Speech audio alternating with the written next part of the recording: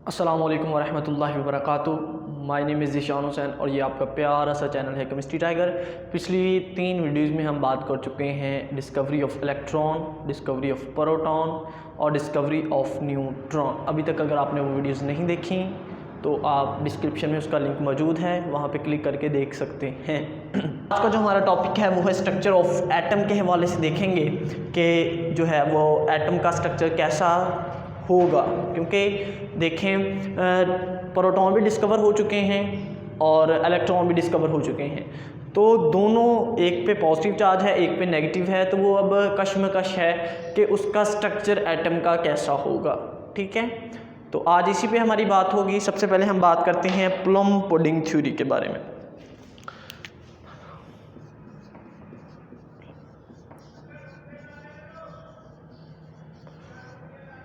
Plum pudding theory, ये J Thomson ने जो है वो इसके बताया, J Thomson.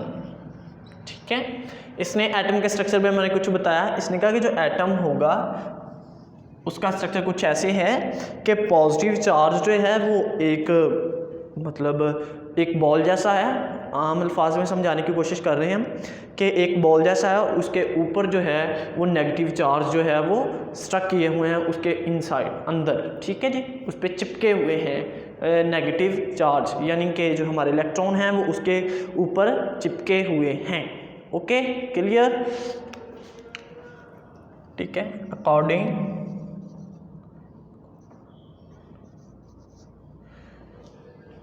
To plum pudding theory, atoms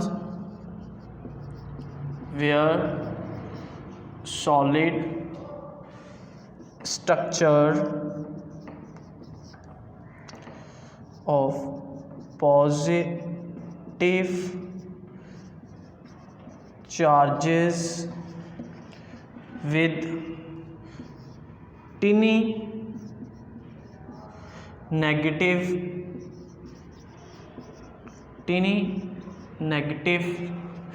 particles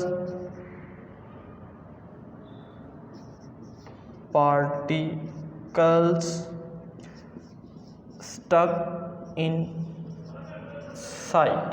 ठीक है, उसने कहा कि जो पार्टिकल हैं वो उसके ऊपर स्टक किए हुए हैं। जैसे आपने वाटरमेलन देखा होगा, उसके अंदर जो है छोटे छोटे सीड्स जो होते हैं वो हमारे उसके अंदर समझ लें कि वो इलेक्ट्रॉन हैं, और जो दूसरा हमारा जो है हमारा स्ट्रक्चर जो रेड सा है वाटरमेलन का जो पार्ट हम जो खाते हैं वो हमारा जो है वो पॉजिटिव चार्ज। आई होप कि आपको समझ आ गई होगी प्लम पुडिंग थ्योरी के मुताबिक। अब ये है, ठीक है जी। उसके बाद रदरफोर्ड ने जो है हमें कुछ एटम के स्ट्रक्चर के बारे में बताया। उसने एक एक्सपेरिमेंट किया, वो देखते हैं।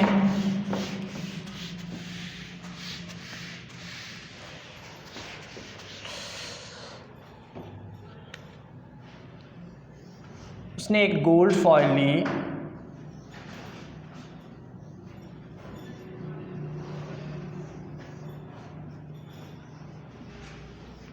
उसने एक गोल्ड फॉइल ली। ये एक मैं फॉइल बना देता हूँ।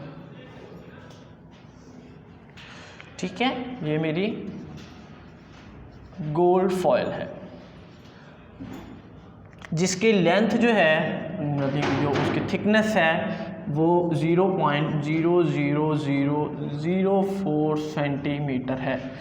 ठीक है, ये बहुत बारीक थी, बहुत बारीक। अब बेसिक सवाल ये है कि हमने गोल्ड फॉइल ही क्यों उसने इस्तेमाल की, रदरफोर्ड ने गोल्ड फॉइल ही क्यों इस्तेमाल की।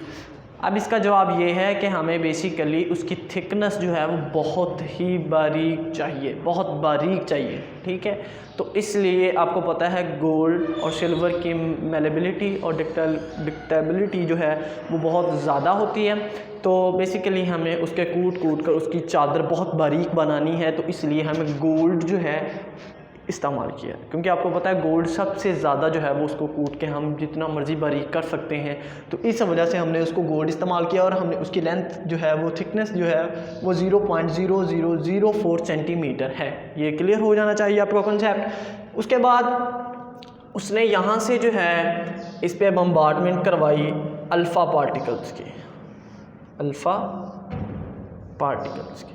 ओके जी, क्लियर हो गया। अब आपके सवाल होगा कि अल्फ़ा पार्टिकल्स कहाँ से होंगे। अल्फ़ा पार्टिकल का ये होता है +2, ओके जी, +2। और जो है वो अल्फ़ा पार्टिकल का सोर्स जो उसने इस्तेमाल किया, आप पोलोनियम भी इस्तेमाल कर सकते हैं या रेडियम, पोलोनियम भी या फिर रेडियम। यहाँ पे उसने जो है वो ये इस्तेमाल की। उसके बाद यहाँ पे उसने फ्लोरेसेंट स्क्रीन जिस पे जिंक सल्फाइड की कोटिंग की गई थी, ठीक है, जिंक सल्फाइड की कोटिंग की गई है, इस पे वो ऐसे की गई। अब उसने देखा कि कुछ पार्टिकल जो हैं वो डिफ्लेक्ट हो गए, यानी कि कुछ ऐसे होगा तो कुछ ऐसे डिफ्लेक्ट हो गए, ज़्यादातर तो वो गुजर गए ऐसे, ठीक है, लेकिन कुछ जो थे ऐसे आए वो डिफ्लेक्ट हो गए, ठीक है, ऐसे डिफ्लेक्ट हो गए, और कुछ जो है वो बिल्कुल रीबाउंस हो गए, ठीक है, समझ आ गई। कुछ पार्टिकल्स डिफ्लेक्ट हुए किसी एंगल पे, ठीक है, और कुछ जो है वो रीबाउंस हो गए, और ज़्यादातर जो है वो उसमें से पास आउट कर गए, ज़्यादातर उसमें से पास आउट कर गए। क्लियर, पक्का, ओके। नेक्स्ट जी, इस एक्सपेरिमेंट से उसने कुछ रिजल्ट्स निकाले। अब हम उन रिजल्ट्स के बारे में कुछ जो है वो बातें करते हैं। जैसे जी अक्सर पेपर में रिजल्ट्स के बारे में पूछा जाता है कि उसने कौन से रिज़ल्ट निकाले हैं, ठीक है, तो वो लिखें, ये कोई हैं 5-6, और इनको जो है वो आपने अच्छे से देख लेना है। फर्स्ट,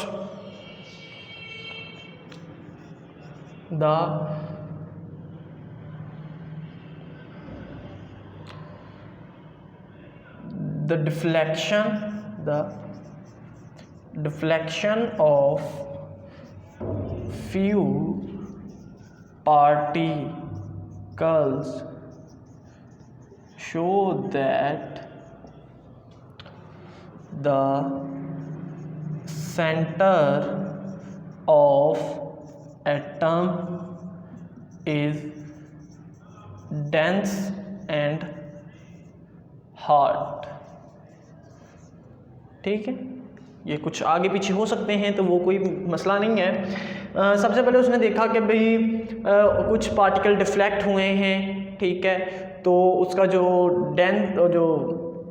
सेंटर है वो बहुत ज़्यादा हार्ड और डेंस है, बहुत ज़्यादा हार्ड और डेंस है।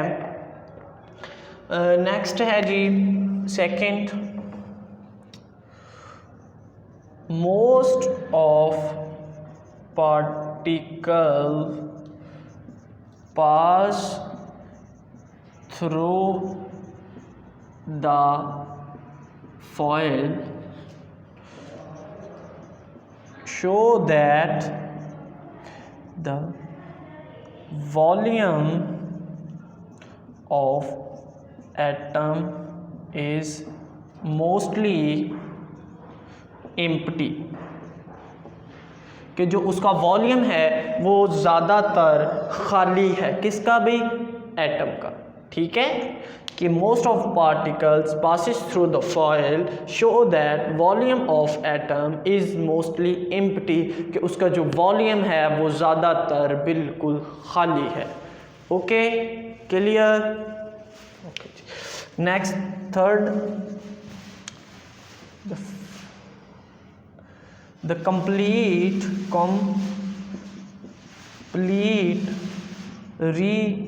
rebounds of some alpha particles show that the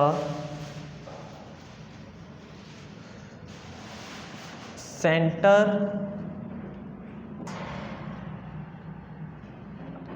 hard and dense. आप इसको इस तरह भी लिख सकते हैं और इस तरह भी लिख सकते हैं। ये बेसिकली फर्स्ट पॉइंट ही है, ये मैंने पहले लिख दिया दूसरे अल्फाज में और ये तीसरी दफ़ा हमने दोबारा फिर यही लिख लिया है। ये आपको बताने के लिए था, दोबारा लिखा है कि आप इस पॉइंट को ऐसे भी लिख सकते हैं और ऐसे भी लिख सकते हैं।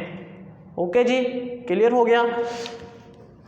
फोर्थ पॉइंट हम लिख सकते हैं द डिफ्लेक्शन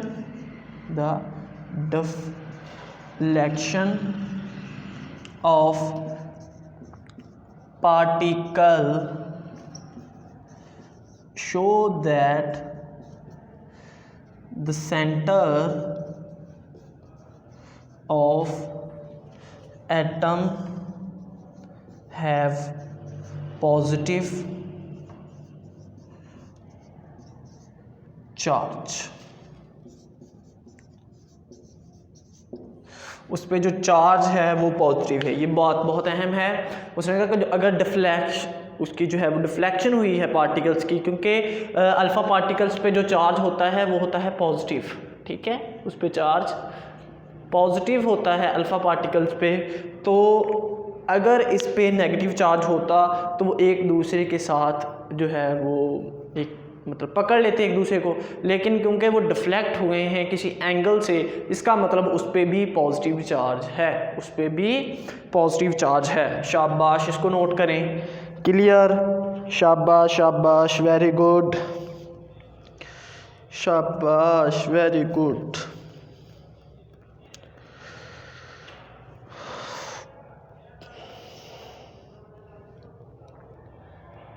कर लिया नोट? ओके। ये बेसिकली 3 पॉइंट ही हैं, लेकिन हमने 2 पॉइंट को रिपीटेशन में लिखा है, इसलिए ये 4 बन चुके हैं। अब अगर हम 5th पॉइंट की बात करें, the size of nucleus is very small as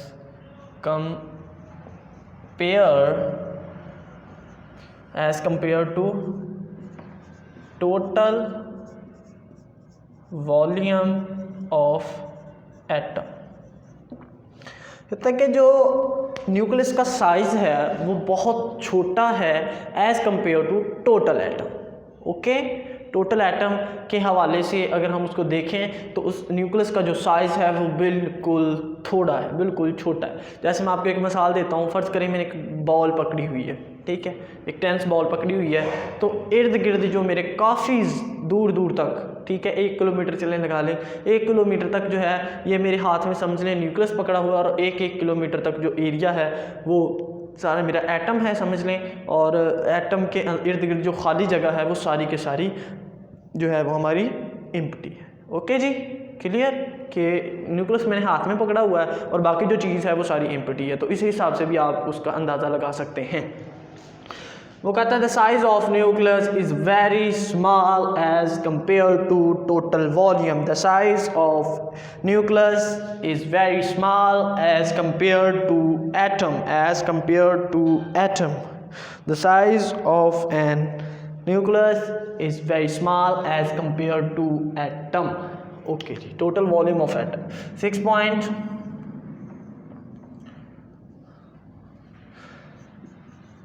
the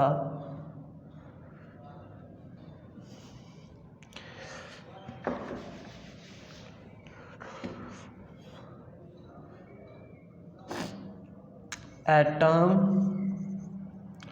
is neutral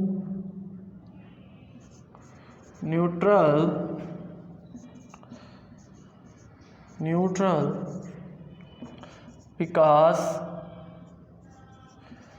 number of proton and number of electron are equal. कहते हैं कि जो एटम न्यूट्रल है उसमें नंबर ऑफ इलेक्ट्रॉन और नंबर ऑफ प्रोटॉन्स जो हैं वो बिल्कुल इक्वल हैं। ठीक है, बिल्कुल इक्वल हैं। Number of electron is equal to number of proton equal हैं। पक्का क्लियर हो गया। Next point,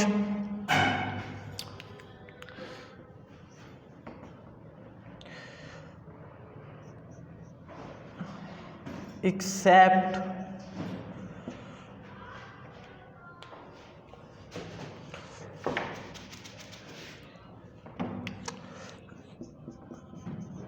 electron, proton, neutron are called fundamental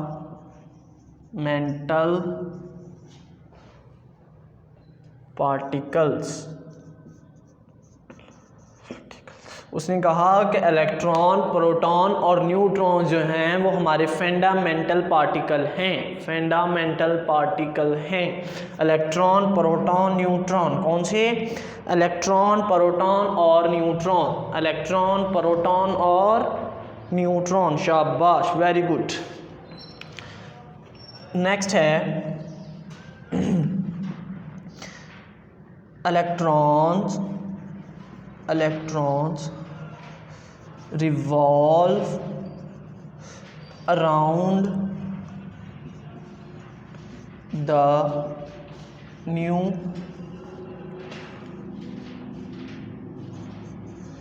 nucleus, around the nucleus।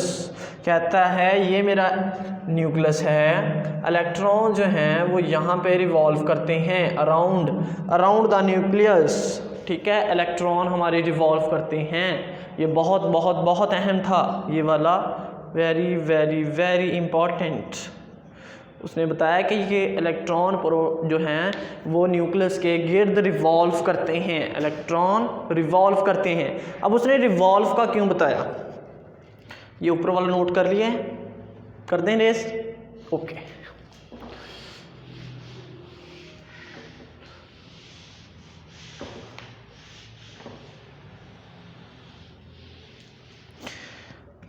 ऊपर वाला देखें, उसने कहा कि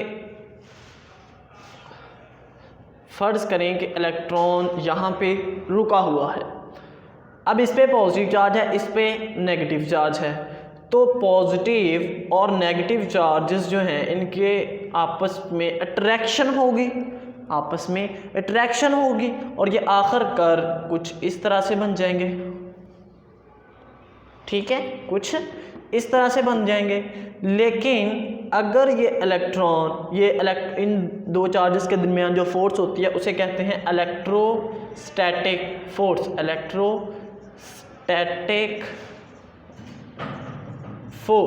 इलेक्ट्रोस्टैटिक फोर्स। वो कहता है अगर और दूसरी एक फोर्स और होती है जो किसी चीज़ को दायरे में घुमाती है, उसे कहते हैं सेंट्रीपिटल फोर्स। कहते हैं अगर इलेक्ट्रोस्टैटिक फोर्स कन्वर्ट हो जाए जो है वो हमारी सेंट्रीपिटल फोर्स में, तो इलेक्ट्रॉन घूमना शुरू हो जाएगा। ठीक है, तो वो कहते हैं कि यही होता है, इसीलिए जो है वो इलेक्ट्रॉन इसके गिर्द घूम रहा है। इलेक्ट्रॉन जो हैं वो जो है वो न्यूक्लियस के गिर्द घूम रहे हैं। वेरी गुड, समझ आ गई? पक्का? Okay.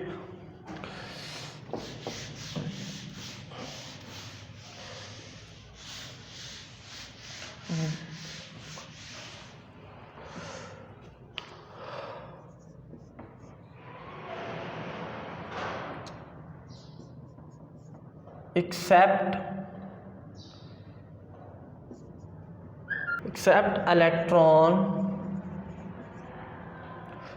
electron all particles lie in nucleus। ई नहीं आना इसमें, अगर कोई स्पेलिंग गलत हो जाए तो ठीक कर लीजिएगा। Nucleus are called nucleons,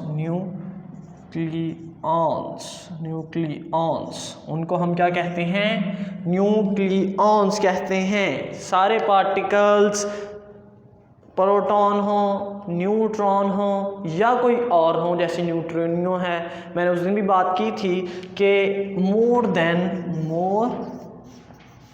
then 100 particles होते हैं न्यूक्लियस के अंदर, ठीक है। तो वो सारे पार्टिकल्स को हम क्या कहते हैं? न्यूक्लियॉन्स। क्या कहते हैं? न्यूक्लियॉन्स। लेकिन ये मॉडल जो है वो कुछ देर बाद इसको कुछ इसके डिफेक्ट भी थे, ठीक है।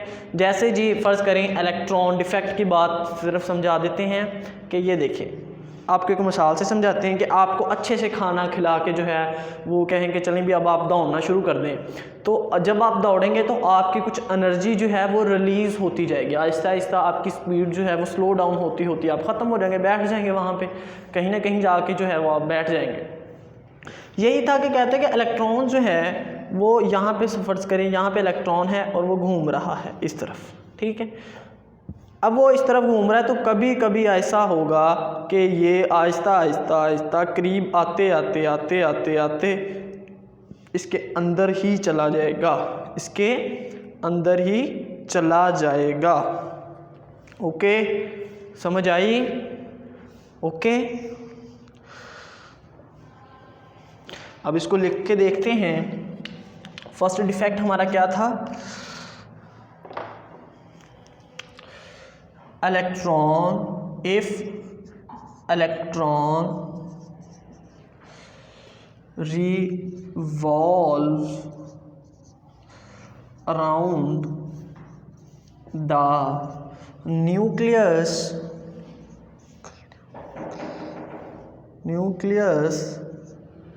so electron emit energy continuously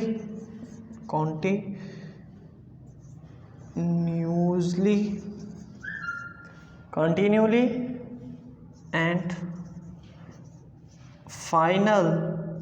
finally fall into the nucleus, और आखिरकार इसको न्यूक्लियस के अंदर ही गिर जाना चाहिए। क्या है कि इलेक्ट्रॉन घूम रहा है, ये मेरा न्यूक्लियस है, इसके गिर्द इलेक्ट्रॉन घूम रहा है। जब इसकी, क्योंकि ये एनर्जी घूम रहा है, भाई वो हरकत में, तो वो एनर्जी खारिज करेगा, और वो कहता है कि एनर्जी खारिज करते करते आहिस्ता आहिस्ता आहिस्ता आहिस्ता वो न्यूक्लियस के अंदर ही चला जाएगा। पक्का समझ आ गई? चल, दूसरा डिफेक्ट कहते हैं कि अगर वो कंटिन्यूसली एनर्जी खारिज कर रहा है, तो इसको जो स्पेक्ट्रम शो करना चाहिए वो होना चाहिए कॉन्टिन्यूस